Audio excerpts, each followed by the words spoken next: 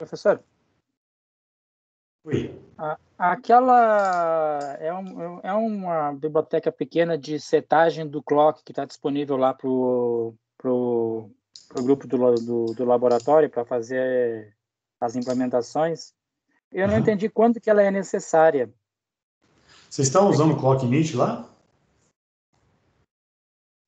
Eu não entendi quando que ela é necessária, porque eu não vejo você usar ela aqui nos programas, entendeu? Não, eu parei de usar ela, porque na ementa eu só dou a parte de gerenciamento de clock só no final do curso. Então eu não uso nada de clocks para não confundir ninguém. No laboratório também acho que pedi para o pessoal não usar, mas vocês estão usando é porque eles estão provavelmente precisando disso. Mas se não for mencionado nada, considere que a clock, ele bate em 32.768 Hz, que é 2 elevado a 15, e que o SM clock bate a 2 elevado a 20 Hz, ou seja, 1.048.576 Hz. Não, desculpe, essa era a minha dúvida, professor. Se não usar aquela biblioteca lá, que dá para considerar que vai funcionar esses dois clocks aí do 32 e do 1 mega, né? Sim, pode considerar esses valores. De qualquer forma, lá no desafio vai estar escrito dessa forma, para vocês considerarem esses valores. O Felipe está perguntando se tem uma apostila I2C para tirarmos dúvidas do projeto do Lab. Por enquanto, acho que o melhor recurso, ainda não está pronto, tá, Felipe? Mas, por enquanto, o melhor recurso que vocês têm é o próprio roteiro do módulo 3, que tem muita informação lá, ou o User Guide, ou o livro-texto do John Davis, que é uma das referências que eu coloco lá na referência bibliográfica do curso. Mas tem bastante coisa no próprio módulo 3 do laboratório, então é uma boa dar uma olhada lá.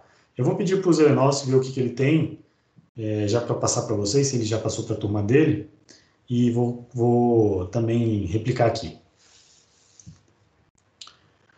Então, pessoal, vamos à nossa aula. Hoje é a aula, 17ª aula, a última aula antes do desafio. Eu queria falar um pouquinho sobre a interface dedicada de comunicação serial.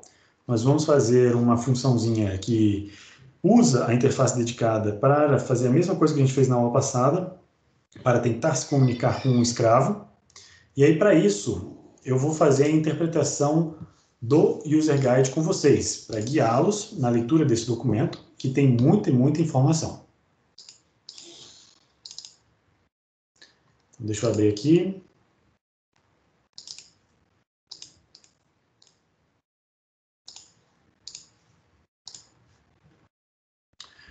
Então, no User Guide, o capítulo que a gente vai ler agora é o capítulo da interface de comunicação serial, que é chamado de Universal Serial Communication Interface, e ela funciona em diferentes modos de operação.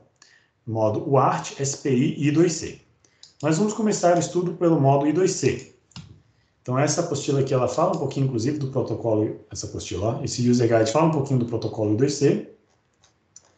Ele mostra aqui o esquemático da interface, tá? Então tem a linha de SDA, a linha de SCL, ambas estão conectadas em dreno aberto. Perceba que tem um transistor aqui, com um lado do transistor, a fonte, né, em 0, e o outro lado do transistor que está aberto, né, dreno está conectado em nada, ele está em dreno aberto. Na verdade, ele é conectado na linha SDA. Então, quando eu não quero, quando eu quero escrever 0, eu faço essa conexão e ele escreve 0 aqui. Quando eu quero enviar 1, eu solto, eu abro esse transistor, né, como se fosse uma chave, eu abro essa chave e deixo que o resistor de pull-up conectado aqui externamente leve essa linha para 1. Na linha de clocks é a mesma coisa, a mesma conexão, e a linha de clocks ela é gerenciada através de um bit clock generator, um gerador de clock do bit. A gente vai escolher uma fonte de clock, geralmente para comunicação serial a gente escolhe o clock mais rápido, então vai ser o SM clock, e a gente pode dividir esse clock por um número de até 16 bits. É chamado de bitrate divider, né? O baud rate divider. Baud rate é a mesma coisa que bitrate, tá? Então a gente vai dividir o valor do clock, por exemplo, 1 mega para transformar em 10 kHz, né? 1 mega para 10K, eu tenho que dividir por 100. Então, eu boto o BR, valor BR aqui em 100 para dividir esse valor. Então, ele divide a frequência do clock de entrada. Esse é um procedimento que a gente já viu bastante lá em timers. A linha do clock é usada para os registradores de deslocamento de transmissão e recepção, onde os bits chegam de maneira serial e são transmitidos de maneira serial. E o valor que é transmitido, o byte que é transmitido aqui, ele vem de dois valores, duas posições distintas, né? Eu posso transmitir o endereço do escravo, que é o slave address, e posso transmitir algo que está no buffer de transmissão, chamado txbuff. Então, toda vez que eu escrevo nesse registrador aqui, ele salva essa informação e, no momento adequado, ele copia essa informação para dentro do registrador de deslocamento e começa a soltar os bits individualmente, um a um, começando do mais significativo para o menos significativo. Da mesma forma, quando os bits chegarem pela linha SDA, eles vão preenchendo o registro de deslocamento de recepção e, quando essa informação estiver pronta no formato de um byte, ele vai ser jogado para um registro de recepção, chamado de RxBuffer. Esse RxBuffer, né, o primeiro byte, como ele tem um significado especial de endereço, ele vai ser comparado com o endereço da interface, que é o chamado de own address, o meu próprio endereço em inglês. Então, é o endereço desse barramento, caso a gente configure ele como um escravo.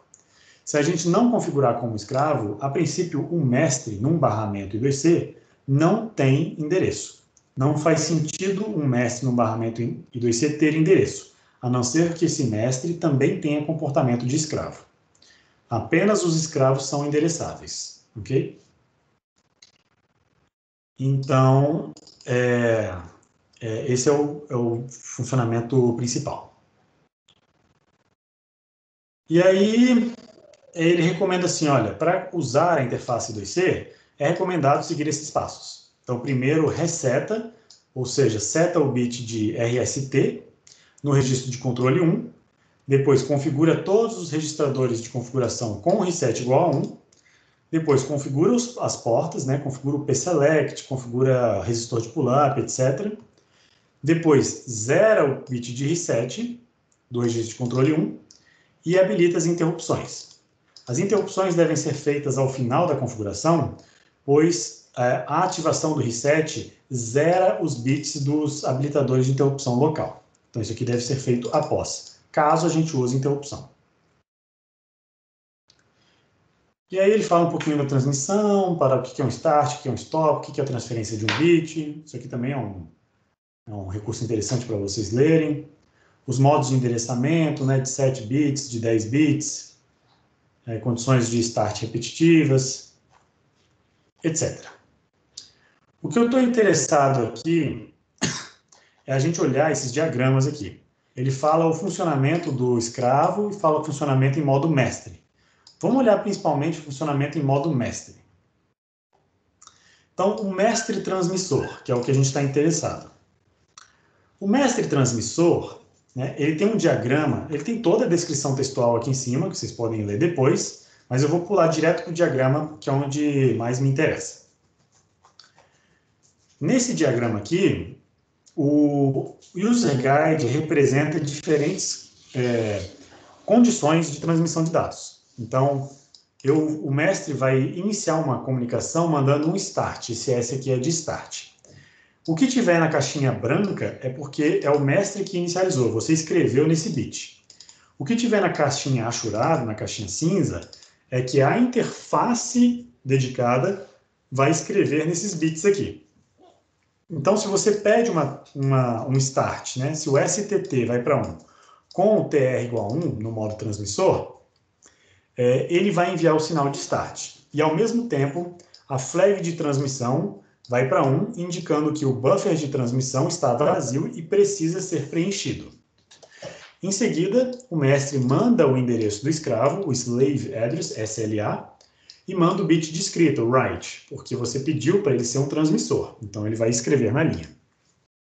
Logo depois, ele segura a linha, ele faz clock stretching, o próprio mestre faz clock stretching, até que você, caixinha branca, né? Até que você, usuário, escreva no buffer de transmissão, no txbuffer.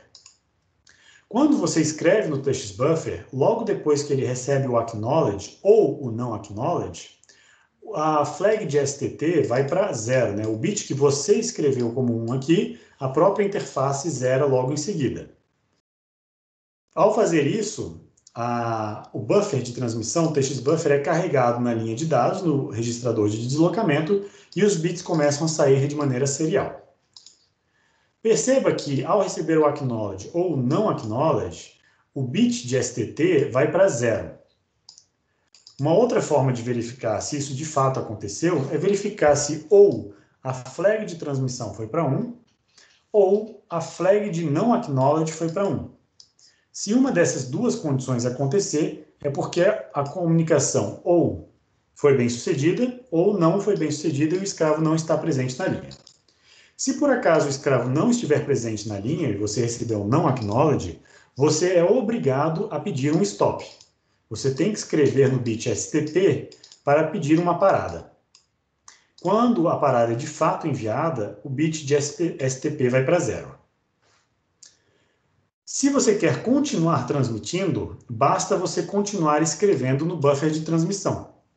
Para pedir uma parada, você pede STP igual a 1, o que faz com que a flag de transmissão vá para 0.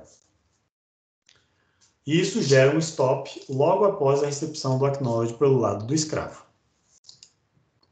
Tá? Então, esse é o procedimento completo aqui. A gente vai usar essa informação para fazer uma função chamada... Vamos escrever aqui. Pessoal, alguma dúvida em relação a esse... Deixa eu botar aqui o diagrama de novo, porque esse diagrama é importante. A interpretação dele é fundamental para a gente escrever o nosso código.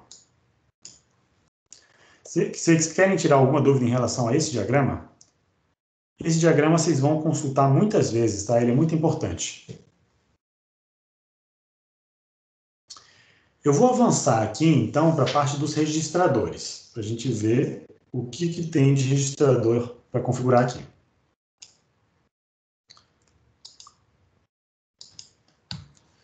Então, quando você vê a interface serial, você vê que ela tem vários registradores de configuração. Ela tem um registro de controle 0, que é um registro de controle que tem o modo de 10 bits de endereço, o modo de ambiente multimestre, que isso aqui tudo a gente não vai usar, tá? Vamos deixar padrão 0. Um bit indicando se a interface é configurada como mestre ou escravo, MST. O modo de funcionamento, né? Você tem que escolher 3 para modo I2C, senão ele vira SPI. E o modo síncrono, que é para indicar que essa é uma interface síncrona. No reset ele vai para 1. Porque ela pode funcionar também como uma interface assíncrona, né? A interface de tipo A. Mas a interface de tipo B sempre funciona como uma interface síncrona. Você só precisa escolher se é SPI ou I2C. Tem o registro de controle 1, onde a gente vai configurar o clock de entrada, source select.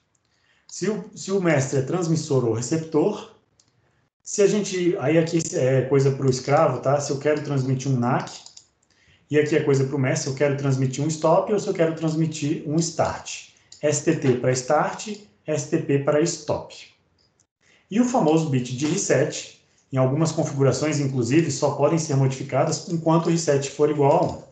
Então, por exemplo, para mudar este valor aqui, eu preciso primeiro escrever 1 no reset e depois escrever nessa configuração. Por fim, eu tenho os registros de configuração de baud rate, BR0 e BR1, e os dois são agrupados num registro de 16 bits chamado BRW. Eu tenho um registro de status, que vai me indicar quando que alguém está segurando o clock em 0, então quando o SL é igual a 0. Eu tenho um bit que me indica quando foi chamado um general call, um GC aqui, e eu tenho um bit indicando quando o barramento está ocupado, quando ele está busy. Então isso aqui é bom para depurar e debugar problemas que acontecerem no seu código. Por fim, eu tenho os registros importantes de recepção e transmissão, que a gente vai usar para efetivamente transmitir e receber. Eu tenho o onAddress, que é o que o escravo usa para configurar o seu próprio endereço. E eu tenho o slaveAddress, que é o que eu vou usar para configurar o endereço do escravo com o qual eu quero me comunicar. Por fim, eu tenho os registros de interrupção, um para interrupt enable interrupt flag e interrupt vector, que são os tradicionais que a gente conhece. Então, de maneira didática, nesses últimos 20 minutos aqui que eu tenho, Deus me livre, como o tempo passa rápido, eu vou tentar escrever um código aqui junto com vocês que usa a interface de comunicação serial por bitbang. E aí depois do desafio 2, né, a gente pode tentar implementar esse mesmo sistema por interrupções e ver como é que funciona. Então, por bitbang, eu vou primeiro configurar, né? Então, vamos configurar a interface 2C. Então, void 2C config.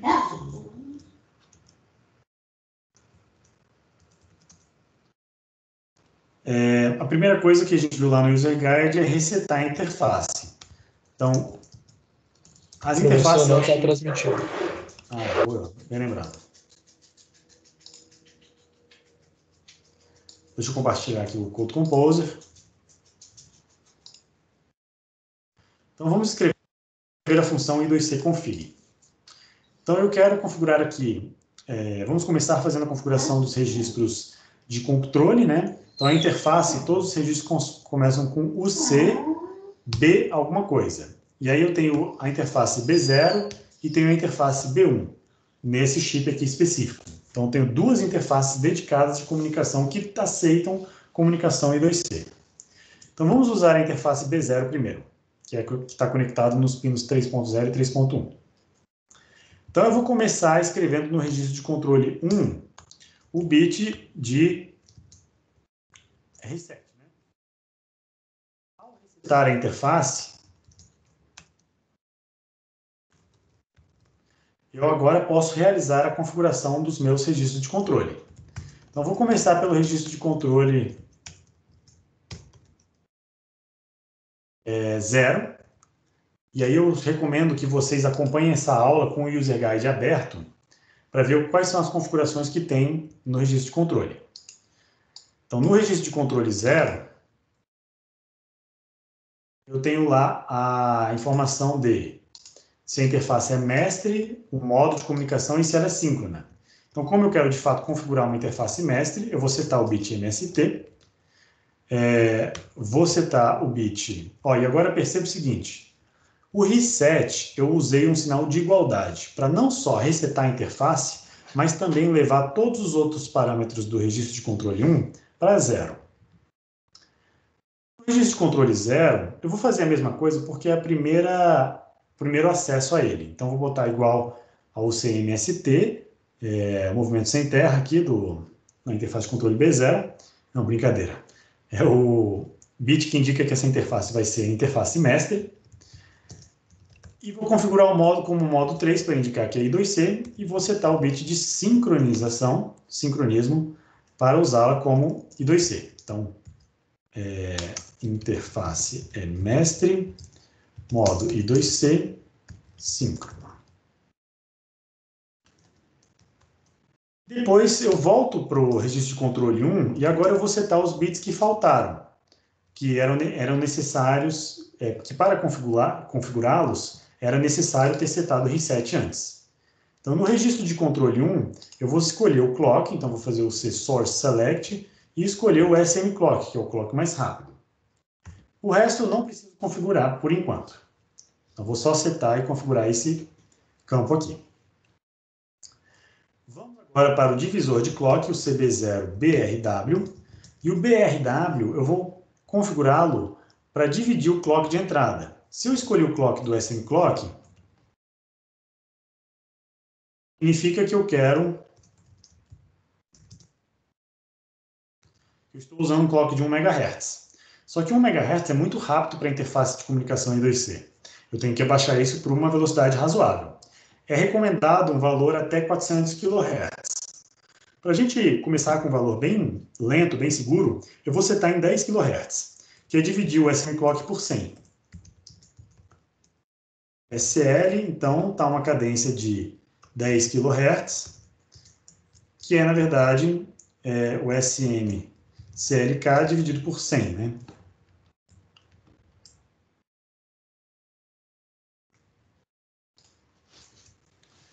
Beleza. Configurei o clock. Agora eu vou configurar os pinos. Então, como que eu sei quais são os pinos da interface serial? Eu vou olhar no User Guide. Essa informação não está no User Guide, tá? Essa informação ela se encontra no Datasheet.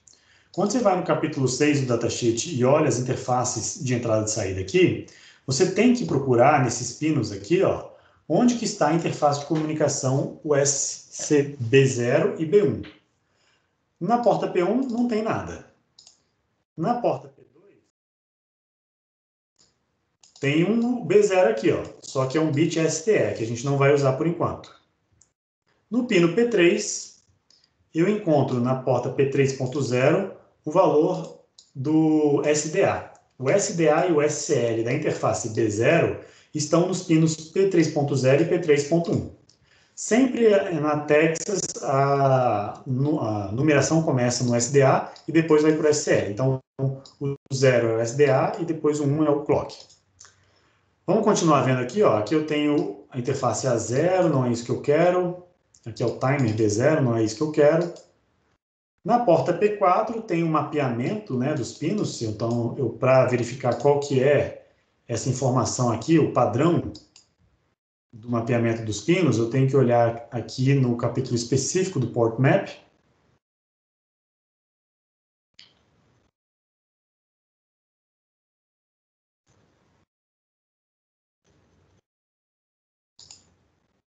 Periféricos, Port Mapping Controller. E aí você pega aqui, ó, o padrão da porta P4 é o B1, a interface B1, o pino de SDA está aqui na porta P4.1. E a interface SCL está aqui no pino P4.2, da interface B1. Então, eu tenho duas interfaces dedicadas para a gente. A gente vai usar a interface B0, mas saibam que existe uma outra interface também disponível, que é a interface B1. E ela pode ser configurada, né?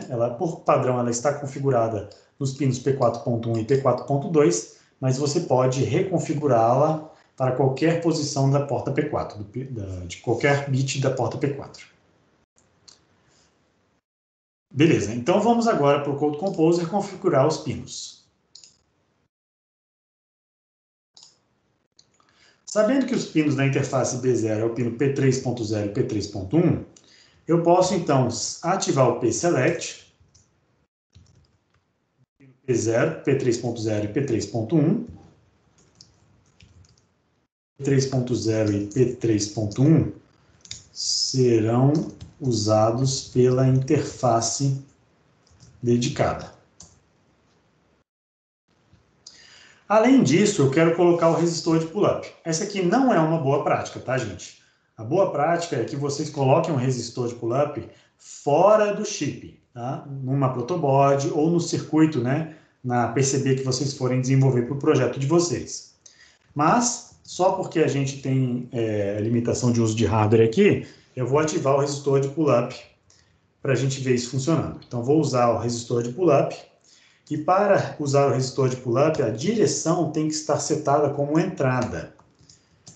A princípio,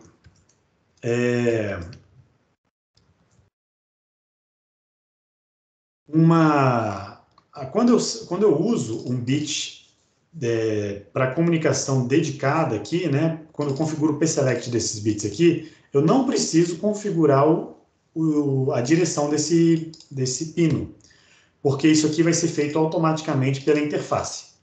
Mas eu faço isso para garantir que, como eu ativei o renable depende do dir igual a 0. Então, eu preciso dessas duas linhas aqui para ativar os resistores de pull-up.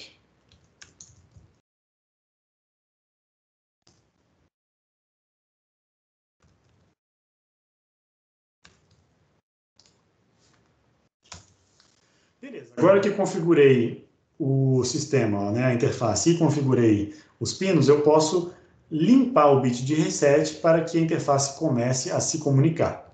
Eu faço isso zerando única e exclusivamente o bit de reset dessa interface. Então, libero, solto o bit 0 bit de reset para deixar a interface funcionar.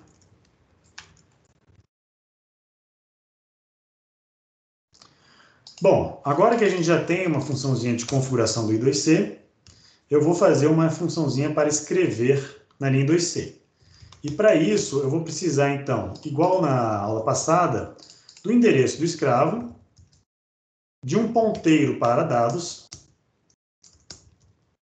e de um número de dados que eu quero enviar, né? N bytes.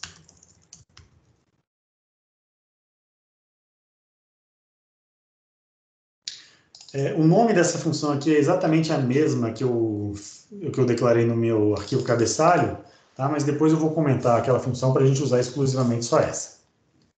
Então, usando a comunicação dedicada, eu preciso, então, configurar o endereço do escravo no UCB0 slave address, então é I2C slave address, configuro para o valor que o usuário quer. Depois, eu vou pedir um start, escrevendo no registro de controle 1 o bit CTX STT. STT pede o início de uma comunicação. Além do STT, eu vou setar também o bit de TR, para indicar que ele é um transmissor. Eu quero que o mestre, como ele vai escrever, ele vai transmitir coisas, eu quero que o bit de transmissão esteja setado em 1. Quando eu faço isso, a interface automaticamente manda o endereço e tudo que eu tenho que fazer agora é escrever no buffer de transmissão. Eu preciso escrever no buffer de transmissão para liberar o ciclo de acknowledge. Então, eu já vou escrever no formatinho padrão, while eu tenho que esperar, né, o buffer de transmissão me indicar que ele está vazio, o CB0 e FG, então eu olho no registro das flags, o registro específico de TX e FG. Enquanto essa flag aqui for 0, eu fico travado. Quando ela vai para 1, aí eu escrevo no buffer de transmissão. TXBuffer escreve o que tiver no ponteiro data e autoincrementa. Aproveita e já diminui um do número de bytes que eu quero enviar.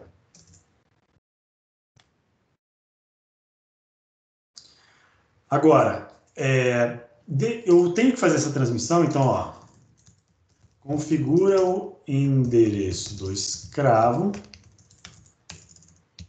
requisita o início da comunicação como transmissor. Escreve no buffer de transmissão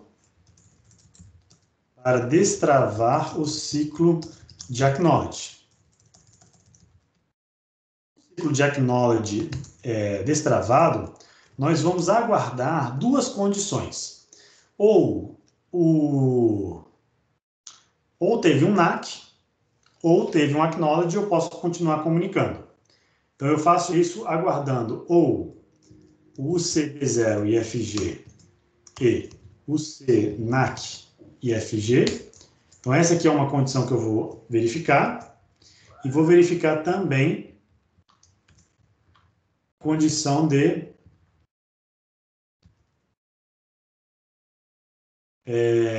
se eu receber um acknowledge, vou continuar me comunicando, que é o que está no registro de controle 1. E o TX STT. Ó, vou mostrar aqui para vocês no User Guide por que isso aqui funciona. Quer dizer, ainda faltam algumas coisas, né? Deixa eu ir para aquele diagrama lá, Master Mode, Master Transmitter. Eu estou aqui, estou nesse momento aqui. Eu quero verificar se houve um acknowledge ou se não houve um acknowledge. Só que para chegar nesse momento aqui, eu precisei escrever no TXBuffer. Por isso que eu escrevi no TXBuffer antes de verificar se houve um acknowledge ou um não acknowledge. Então, se houve um não acknowledge, quer dizer, se houve um acknowledge, se o escravo respondeu, é porque a STT foi para 0. ou a flag de transmissão foi para 1. Eu posso verificar isso aqui também. Vamos verificar a flag de transmissão, acho que é mais interessante. Ou, se o escravo não respondeu, o NAC FG vai para 1. A única coisa que é comum a esses dois aqui é o bit de STT ir para 0. Né? Então, ou eu verifico se esse aqui foi para 1 ou esse cara foi para 1, ou eu verifico simplesmente se STT foi para 0, para verificar se esse momento aqui aconteceu. Então, tirem um print screen dessa tela aqui, para vocês terem ela do lado aí. Tira aí rapidinho, 5 segundos.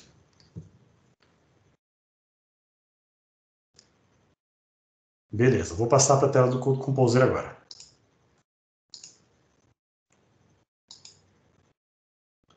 Então, o que eu posso fazer, e é mais simples, inclusive, é verificar se o bit de TX-STT, né, o bit de transmissão, ele foi de fato para 0. Então, enquanto ele está em 1, eu fico travado aqui. Espera o ciclo de acknowledge acontecer. E aí a gente tem que verificar se houve um NAC,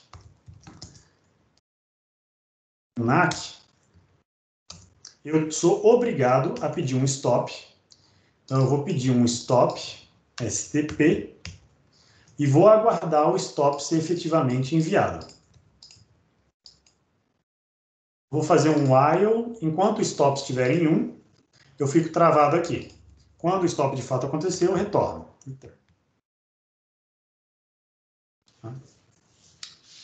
Aí vamos botar um valor de retorno aqui para a gente saber se deu certo ou se não deu certo. Então retorna 1 para indicar que teve um erro. E vamos retornar 0 para indicar que teve sucesso.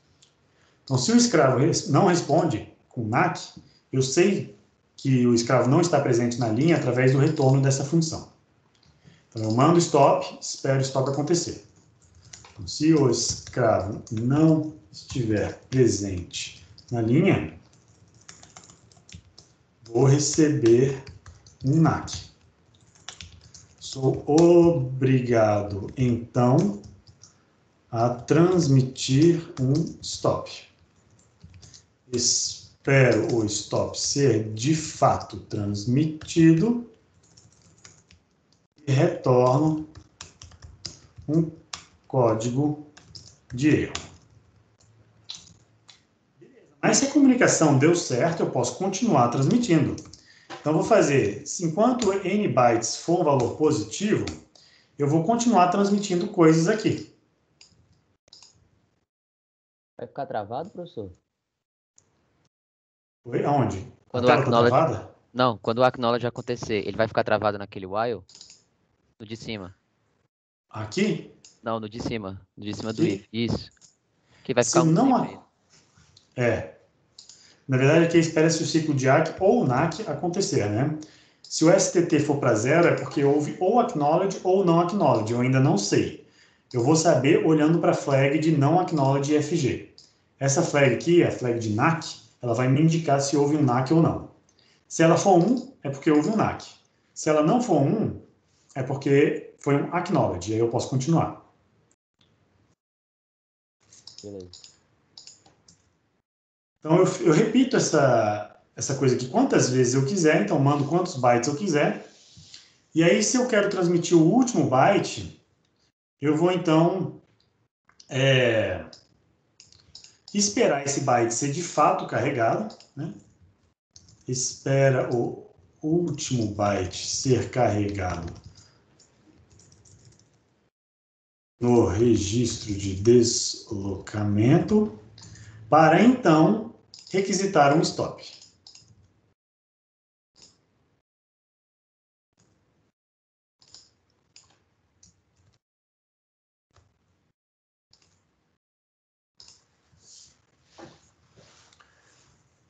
Então é isso. Deixa eu ver se está certo, tem alguma coisa. É recomendado, tá, gente, zerar a flag de IFG antes de começar a comunicação. Isso aqui é uma boa prática, tá?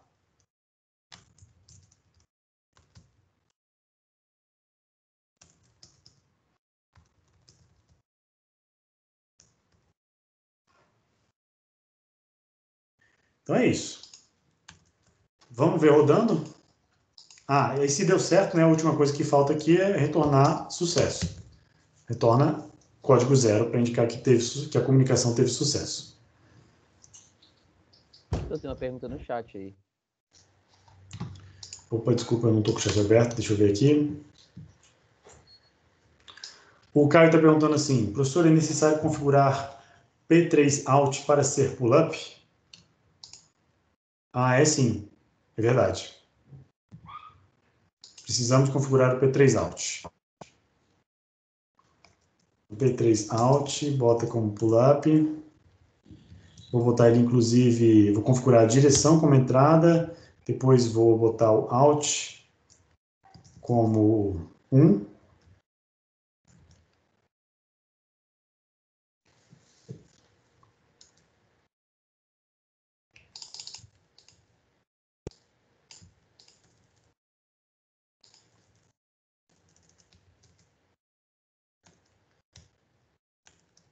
Dir igual a 0 para usar os resistores. Não é porque a direção é de fato a entrada.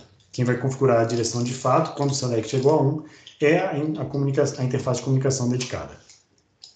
Obrigado, Caio.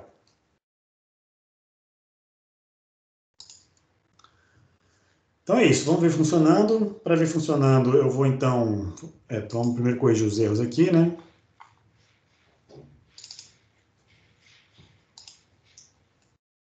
Olha, está vendo que o meu símbolo I2C write foi redefinido.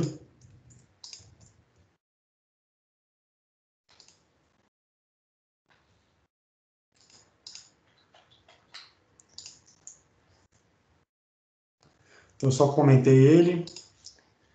Vamos agora testar na main. Então, o que a main vai fazer? Vai chamar o I2C config. E no loop infinito, nós vamos tentar nos comunicar com o escravo. Então, vou fazer um I2C write. No escravo de endereço... a gente pode fazer um scanner de I2C, olha só que legal. Vou fazer o int 8t addr, que começa no endereço máximo, né? Em 7 bits é o quê? 7f. E aí, para cada endereço, ele vai mandar um endereço e vai decrementar.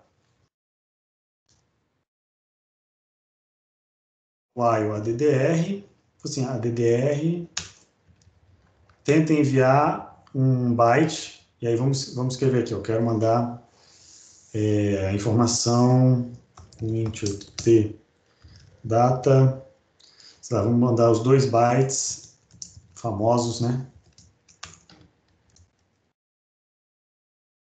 CAIUFE. Então, eu vou mandar data, que é o ponteiro desse vetor de 2 bytes, e eu vou indicar que eu quero mandar 2 bytes com esse 2 aqui. Vou botar o meu analisador lógico no pino P3.0 e P3.1 para a gente ver isso acontecendo.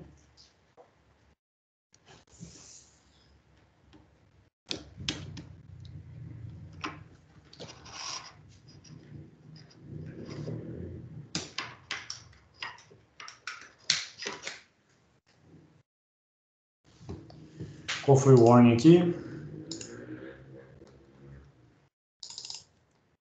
Deixa eu declarar os protótipos dessas funções aqui em cima, para ele falar que, para ele saber reconhecer essas funções antes de eu rodar elas. Agora foi. Então vamos lá.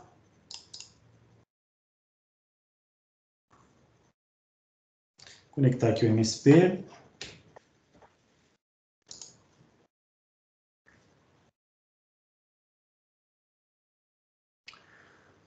Carreguei o programa. Olha lá, vamos configurar a interface. Então, eu recomendo que vocês abram a aba de registradores, abra lá no dispositivo, né, no periférico que a gente vai configurar, que é o CB0 no modo I2C, e vamos ver se ele configurou direitinho. Então, na hora que eu rodar o config, pam, botou a interface como mestre, no modo I2C, síncrona, source select é o SM clock, e o reset foi para 0. Então, tá perfeito, maravilha. BRW é 100, então tá certinho. E o registro de controle, aqui as interrupções, está tudo em 0. Então, vamos lá. Vamos tentar mandar esses dados aqui. Eu vou abrir o meu analisador lógico para a gente ver o que acontece.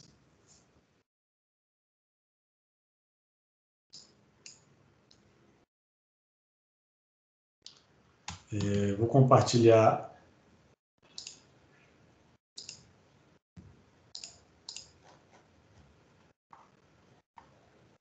Deixa eu compartilhar aqui com vocês o resultado.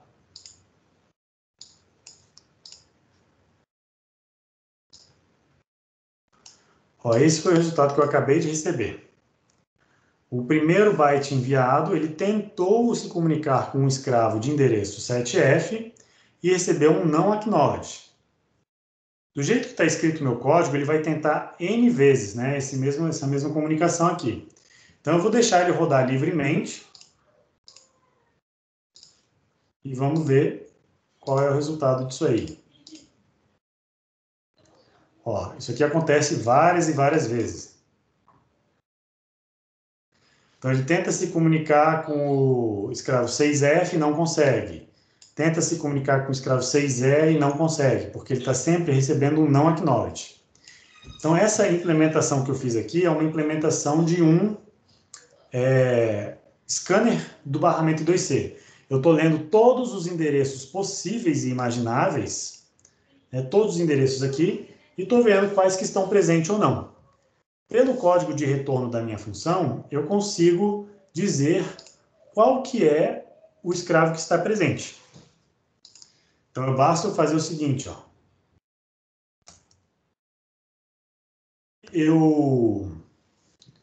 Se o valor, né, de retorno disso aqui, né, vamos botar aqui, o int 8t, NAC. Então, eu vou receber o NAC aqui. E não for NAC, ou seja, se for um acknowledge, eu posso salvar esse endereço num, sei lá, um vetor de escravos slaves presentes, né? Slaves e mais recebe o endereço do escravo. Eu faço uma DDR menos aqui no final. Então, eu posso declarar aqui em cima, eventualmente, um vetor de escravos, slaves. Sei lá, vamos falar que eu só quero encontrar 10 escravos. E aí tem que declarar o i também, né? Só que ele começa em 0. Então, eu vou ter esse comportamento. Não dá para fazer. Isso aqui é um código simples de um scanner de 2C, para verificar se o escravo está presente ou não no barramento. Pessoal, com isso eu concluo a minha demonstração, né? Pelo nosso bate-papo e tirada de dúvidas iniciais, a gente acabou gastando um tempinho, né? Eu acabei ultrapassando aqui as 6 horas. Mas eu queria saber de vocês se vocês entenderam o desenvolvimento, né? Ou pelo menos mais ou menos o desenvolvimento, e principalmente a metodologia, que é olhar para esse diagrama aqui, olhar para as flags que vão para 1, que vão para 0, e tentar interpretar esse diagrama aqui para tentar escrever um código. Então, por exemplo, se eu quisesse escrever o código do escravo, do mestre receptor, eu olharia para este outro diagrama aqui e tentaria interpretar o momento, né, que essas flags vão para 1 e vão para 0, para poder escrever o meu código do escravo receptor. Desculpa, do mestre receptor. Essa é a ideia principal. Agora tem que treinar bastante lá no laboratório. E a questão do café, professor, aqueles 2 endereços lá, eu pensei que ia mostrar aí. Tem como fazer isso? Pois é, como eu não tenho um escravo conectado aqui no barramento, eu vou tentar fazer isso hoje, tá? Como eu não tenho um escravo conectado aqui no barramento, o que acontece? Toda vez que ele tenta mandar a mensagem, ele manda primeiro o endereço, recebe o NAC e desiste. Ele manda um stop. Eu sou obrigado a mandar o stop. Então ele desiste. Eu vou escrever um código de um escravo muito simples, que só recebe bytes e ignora esses bytes. Vou fazer a conexão deles e vou mostrar para vocês aqui no nosso chat do Teams, para vocês verem como é que funciona. Beleza. Mas a ideia é, por exemplo, botar um escravo e usar por exemplo, um LCD e aparecer lá. Isso, por exemplo, café. É isso a ideia, né? Isso. Só que não vai ser assim tão direto. Vocês vão ver que o LCD é um protocolo um pouco mais complicado e a gente vai escrever uma biblioteca em cima do I2C para transmitir bytes para o LCD. Tá? O LCD ele funciona com um protocolo de comunicação paralelo. Então a gente vai ter que fazer um conversor de serial para paralelo. É um pouco mais complexo que isso. Mas a ideia é mais ou menos essa, sim. Exatamente como você falou. Eu quero enviar os caracteres de maneira serial e o LCD, então, vai imprimir os caracteres na tela serialmente. Beleza, valeu. O cara está perguntando, professor, é melhor eu configurar o I2C pelos registradores ou usar a biblioteca criada? Então, você está perguntando se é melhor usar a interface dedicada ou bitbang? Olha, bitbang só é bom usar se o seu microcontrolador não tiver interface dedicada. Se ele tem interface dedicada, use a interface dedicada, ela é muito mais eficiente. Eficiente em termos de consumo de energia, em termos de velocidade, ela funciona muito mais rápido. Então, eu posso aumentar a velocidade até 400 kHz aqui na interface dedicada. Já lá em bitbang, eu não consigo, eu estou limitado ao clock do meu processador, né, ao clock do sistema. Você vai ver que se você tentar se comunicar em 100 kHz já vai ser muito difícil por bitbang. Beleza, pessoal. Então, vamos fechar a aula de hoje nisso aqui. Eu sei que é muita coisa e eu sei principalmente que essa parte de comunicação dedicada, ela é é muita sopa de letrinhas, né? A verdade é essa, é uma sopa de letrinhas. Tem muita coisinha para entender o que é o STT, o que é o STP, o que é IFG para lá, IFG para cá, é o NAC, é o AC. Eu entendo, tá, que é difícil, mas façam o seguinte exercício. Tentem fazer o código do I2C read. Tá? Esse é um exercício interessante. Primeiro, tenta entender o código que eu fiz e depois tenta escrever o código do I2C read, para vocês verem se vocês estão conseguindo sincronizar os eventos da interface serial dedicada com as flags que a interface te dá. E aí a gente vai discutindo no canal de monitoria, vai discutindo aqui na nossa equipe do Teams. Então é isso, pessoal. Desejo a todos um bom fim de semana. Vejo vocês, então, na terça-feira para o nosso desafio de programação 2. Até logo, gente. Valeu, professor. Um abraço. Falou, até mais. Tchau, tchau.